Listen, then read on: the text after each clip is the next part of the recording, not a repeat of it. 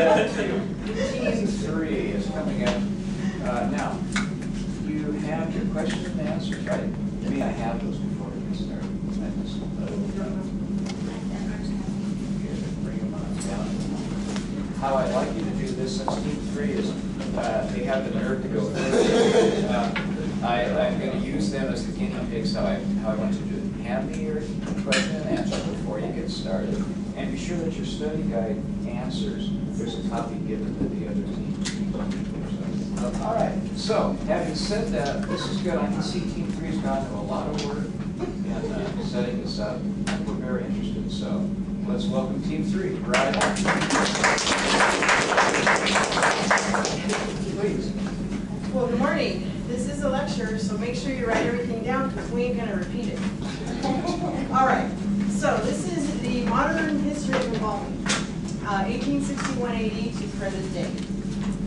The group consists of Ernestine Burns, Thaddeus Edwards II, Diego Patlan, Michaela Shinkoski, Sarah Mayorga, and Sonia Sandoval, and Eveline Builders. Very good. I like your pronunciation. And the reasons for embalming are the primary purpose of sanitation or disinfection. The second purpose is for the temporary preservation. And the third purpose is for the restoration of the body to an acceptable physical appearance. And also in the modern era, for the first time, the embalming was used for the purpose of funeral services.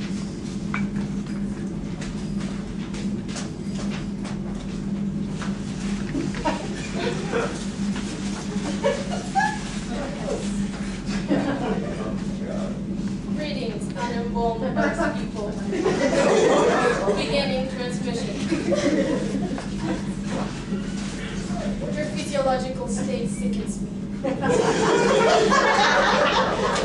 You probably thought I was dead, but actually I went back to my home planet Formulin in the universe of Embalmulus. I have traveled forward in time to tell you about the process that I found.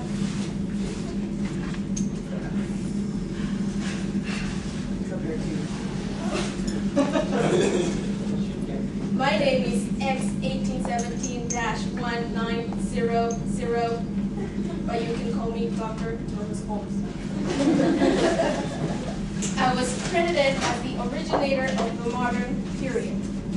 I am called the father of the U.S. embalming because around 1860, I brought the European method of embalming to the U.S.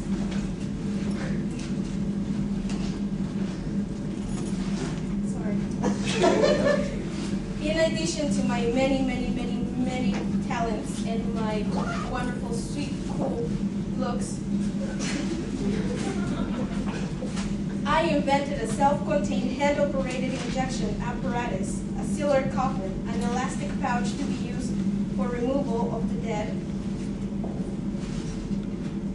Yeah.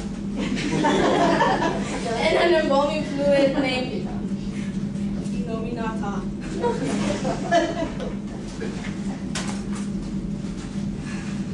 I have remained well preserved for 109 of your Earth years.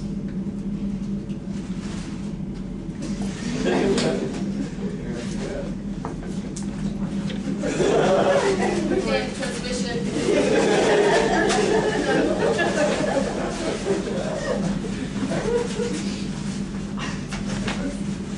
This is my father, Dr. August Bilton von Hoffman. I'm his daughter.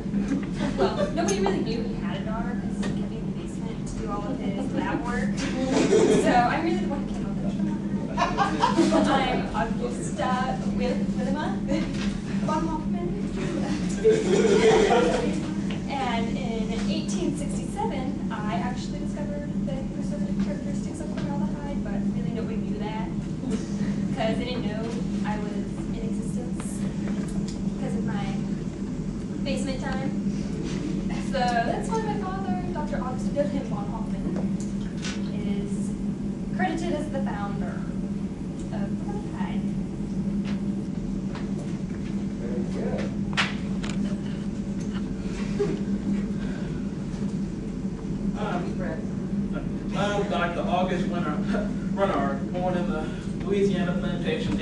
1839 in the bad accent part of Louisiana. In 1874, I established the first rule of embalming in the United States after fighting for Louisiana in the War of Northern Aggression. In 1878, I published The Undertaker's Manual, the first embalming textbook, and also a finishing move for the early 90s WWF star, The Undertaker. I was the first person to establish routine instruction for undertakers in the U.S., and that was in Denver, Colorado. So I am known as the founder of the Mortuary College. I am Joseph I was initially schooled in pharmaceuticals and tried to fight for the Union in the Civil War, but I was deemed too sickly and skinny, as you can plainly see. In spring of 1882, I started the Cincinnati School of College, which was then called the Clark School of Embalming. The Cincinnati College of Embalming, which was called the Clark School of Embalming. There we go. Okay. It is the oldest mortuary college in existence today. That is why I'm known as the father of the mortuary college. You're all around the place. Yes. Good job. I don't have any props, but I do have a split personality. Yes, you do. So, I am Samuel Rogers. I invented the trocar in the 1870s and patented it in 1878. My method was that of preserving the body. The 1880 patent was issued for a system of embalming that would introduce the trocar with a thrust through the navel into all the organs of the trunk to distribute distribute preservative fluid to the organs of the body. I like to refer to my trocar as the belly puncher, but the patent people didn't go for that.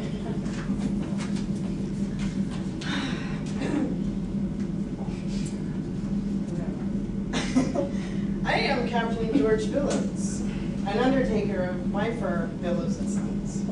I am a highly regarded member of the Masonic fraternity and president of the Akron Masonic Temple. Are you writing all this down? Let me get right to the point. That dirty, low-down Rogers is a scathing, lying, cheating scallywag who doesn't know the first thing about trocars. I invented my own version of the trocar, which has been used as the primary instrument in cavity embalming. And furthermore, my funeral home is still in operation today. Where's Rogers now? His wife was never any good at home.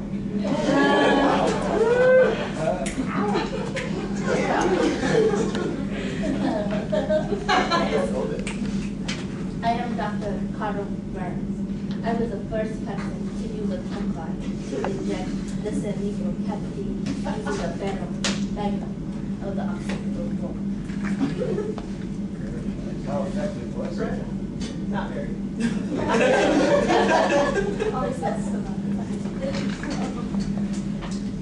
All right. I'm Albert Worship, and the single name at Penberry. Like Madonna, only needs one name.